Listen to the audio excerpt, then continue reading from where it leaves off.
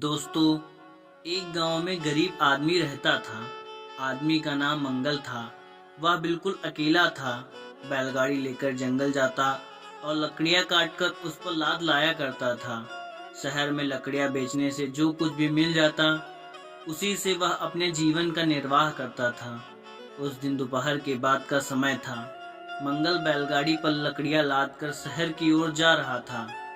बाद में उसने एक ऐसा आदमी मिला जो पैदल चलते चलते थक गया था। वह आदमी शहर का रहने वाला था।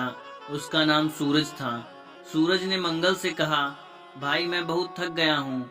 ये तुम शहर जा रहे हो तो कृपया करके मुझे अपनी बैलगाड़ी पर बिठा लो।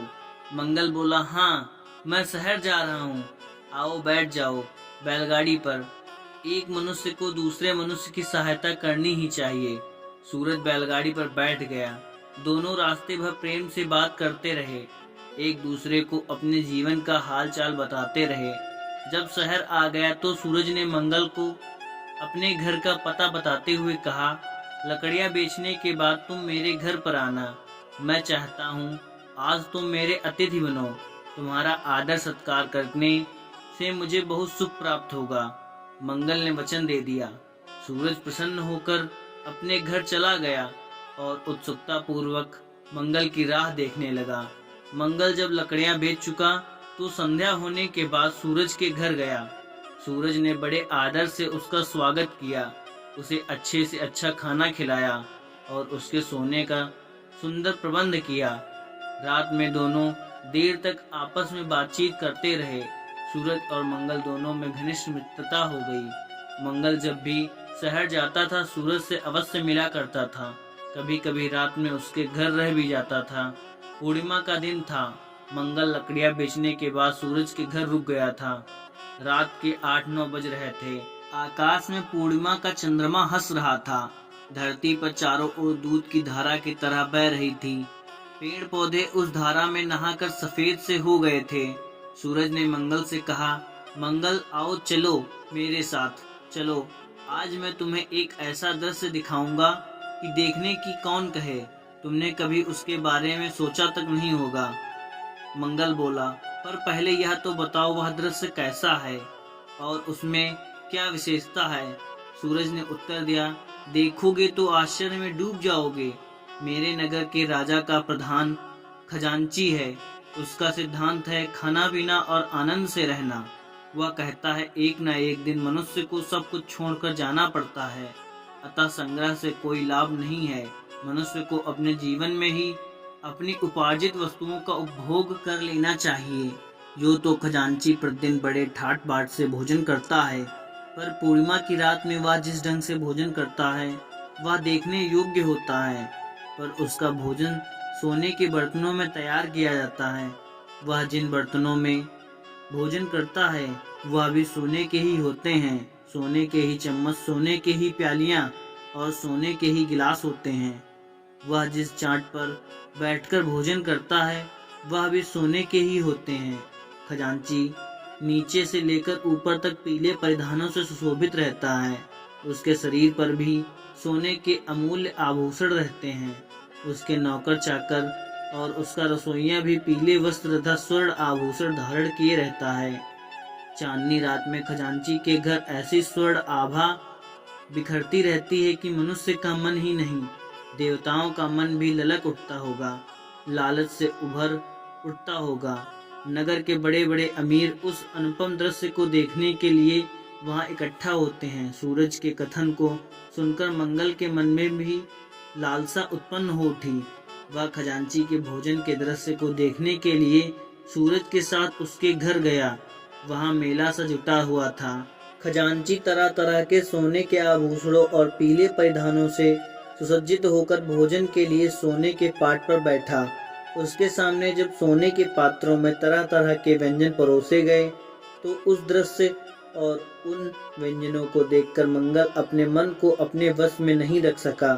वह धीरे से सूरज से बोला, भाई सूरज, सचमुच यह तो बड़ा अपूर्व दृश्य है। काश मैं भी एक दिन इसी ढंग से इसी तरह का भोजन करता, पर क्या कभी संभव हो सकता है? नहीं, इस गरीब के जीवन में यह कभी नहीं हो सकता। हालांकि मंगल ने बहुत ही धीमे धीमे स्वर में अपनी बात सूरज से कही थी, पर फिर भी खजांची के कानों में जा पड़ी। खजांची ने दृष्टि उठाकर मंगल की ओर देखा। उसे मंगल के मुखमंडल पर कुछ अनूठापन सा दिखाई पड़ा। उसे लगा कि इस मनुष्य के शरीर के भीतर कोई चमत्कार है। खजांची जब भोजन पर कर चुका तो उसने मंगल को अपने पास बुलाया। उसने उसकी ओर देखते हुए कहा, मैंने तुम्हारी बात सुन ली है। तुम पूर्णिमा की रात में मेरे समान भोजन करना चाहते हो ना? इसके लिए तुम्हें कठोर तप करना पड़ेगा। क्या तुम इसके लिए तैयार हो? मंगल बोला, श्रीमान, यदि एक दिन मुझे आपके समान भोजन करने का अवसर प्राप्त हो तो मैं तब क्या, पहाड़ भी उठाने के लिए तैयार हूँ। खजांची सोचता हुआ बोला, नहीं, तुम्हें पर्वत नहीं उठाना पड़ेगा। तुम्हें 3 वर्षों तक खेतों में काम करना होगा। मंगल बोल उठा, श्रीमान, मैं अपनी इच्छा की पूर्ति के लिए आपके खेतों में काम करने के लिए तैयार हूँ, पर 3 वर्षों के बाद मुझे आपके समान भोजन करने का अवसर प्राप्त होगा ना? खजांची ने दृढ़तापूर्वक कहा, अवश्य प्राप्त होगा, अवश्य प्राप्त होगा। मंगल लकड़ियां काटना छोड़कर खजांची के खेतों में काम करने लगा। वह दिन भर खेतों में पसीना बहाता और रात में मजदूरों के साथ खा पीकर सो जाया करता था। वह हर एक मजदूर से प्रेम करता था, बीमार मजदूरों की सेवा भी करता था। मजदूर उसके मधुर भाषण और मृदु व्यवहार पर मुग्ध थे। वे उसे अपना मसीहा मानते थे। धीरे धीरे 3 वर्ष बीत गए। मंगल की लगन, मेहनत और उसके प्रेम से 3 वर्षों में खजांची के खेतों में इतना अनाज पैदा हुआ कि उसके लिए रखना भी कठिन हो गया। खजांची मंगल के श्रम पर मुग्ध हो गया। साथ ही उसके मन में विचार पैदा हुआ, यह मनुष्य साधारण मनुष्य नहीं है, अलौकिक है, चमत्कारिक है।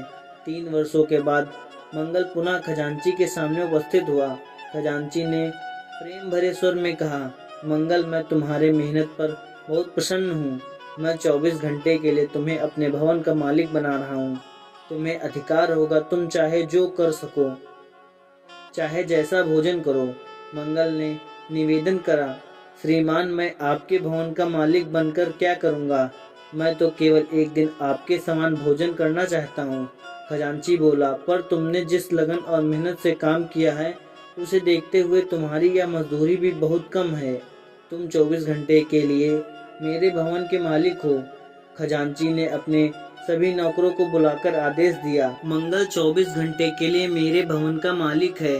उसकी आज्ञाओं का पालन तुम लोगों को उसी तरह करना होगा जिस तरह तुम मेरी आज्ञाओं का पालन करते हो। भवन का मालिक बनने पर मंगल कर्तव्य मूढ़ हो गया। वह समझ नहीं पा रहा था कि उसे क्या करना चाहिए और क्या नहीं करना चाहिए।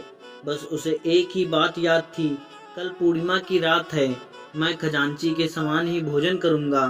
मेरी इच्छा पूरी होगी, मेरा जीवन धन्य बनेगा। दूसरे दिन पूर्णिमा की रात थी, चांदनी खिली हुई थी। मंगल खजांची के समान ही सज धज कर सोने के पाट पर भोजन के लिए बैठा। उसके सामने सोने के पात्रों में तरह तरह के व्यंजन रखे गए। वह खाने ही जा रहा था कि उसे एक बौद्ध भिक्षुक दिखाई पड़ा। भिक्षुक ने मंगल की ओर देखते हुए कहा, बुद्धम शरणम गच्छामि। मंगल के हृदय के तार बज उठे। हृदय के भीतर दिव्य प्रकाश पैदा हुआ। उस प्रकाश से अपने आप को उसने देखा। सारा विश्व उसके भीतर है, सारा ब्रह्मांड उसके भीतर है और सारे प्राणी उसके भीतर हैं। मंगल ने बिना कुछ मोह के अपना भोजन भिक्षुक को दान कर दिया। खजांची आश्चर्यचकित हो उठा। उसने आश्चर्य भरे स्वर में कहा, मंगल, तुमने यह क्या किया? जिस भोजन के लिए तुमने 3 वर्षों तक कठिन श्रम किया उसे तुमने बौद्ध भिक्षुक को दे दिया। मंगल बोला, मैंने ठीक ही किया श्रीमान, जो मैं हूँ वह बौद्ध भिक्षुक भी है। मैंने भोजन किया या बौद्ध भिक्षुक ने किया, एक ही बात है। खजांची ने मंगल के कथन पर मुग्ध हो उठा। वह बोला, मंगल, मैं सदा सदा के लिए तुम्हें अपने घर का मालिक बना रहा हूँ।